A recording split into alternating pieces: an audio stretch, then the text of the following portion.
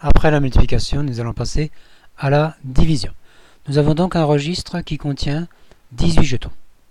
Comment je sais qu'il y en a 18? Je les ai comptés. Et le but de l'exercice est de diviser par 3 le contenu de ce registre. Alors, d'après ce que j'ai vu à l'école primaire, ce qu'on fait, c'est regrouper ces 18 jetons en constellations de 3. Pour effectuer la division, il faudra alors compter les constellations.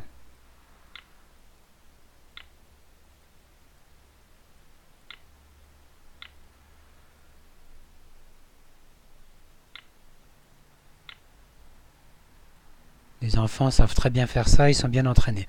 Je compte 1, 2, 3, 4, 5, 6. Le résultat de la division de 18 par 3, c'est 1, 2, 3, 4, 5, 6. Mais quand on a effectué la division, on n'a pas réellement divisé. On n'a pas gardé que le tiers. Si au lieu de faire des constellations de 3, on avait fait des constellations de 6. On met 1, 2, 3.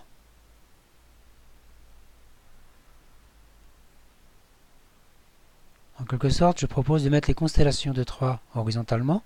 Donc j'ai une constellation ici, une autre ici, une autre ici, une autre ici, une avant-dernière ici et une dernière ici. Maintenant, j'ai toujours 18 jetons, mais je les ai regroupés en fait par constellation de 6. Et du coup, je sais quel sera le quotient. Je l'ai facilement. Il suffit que j'enlève. Il veut pas.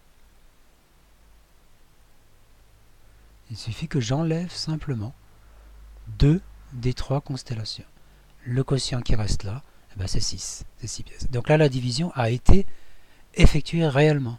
Il y a eu division. Quand un élu se vante d'avoir divisé par 2 le nombre de chômeurs, on espère qu'il y a vraiment moins de chômeurs. C'est un peu l'esprit de Sophus. On a donc 2 méthodes, on va dire. Une méthode dite algébrique, où on fait des constellations de 3 que l'on compte, et une méthode Sophus, où on fait par contre des constellations, où on fait 3 constellations. Et on enlève toutes, sauf une, qu'on peut compter éventuellement après, ou même ne pas compter, ça peut éventuellement servir sans forcément savoir quel est le résultat de la division. Bien, maintenant je propose de refaire la même chose, mais au lieu d'avoir... Oula, ça va pas être facile.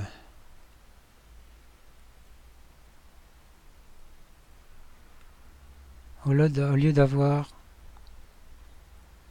18 pièces,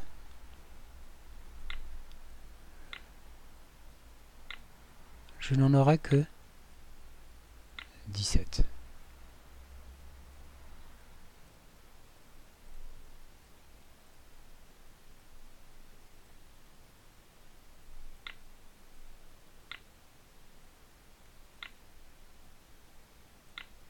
Bon, je ne sais pas compter.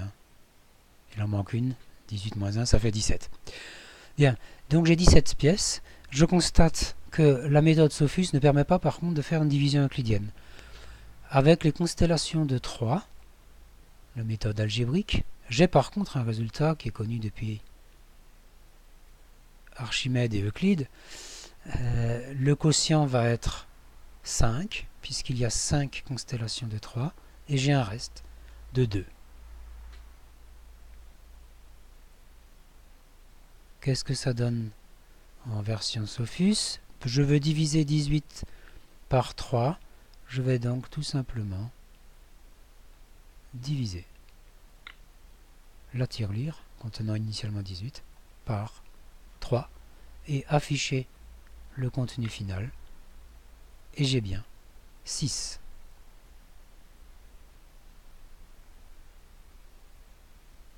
Bien.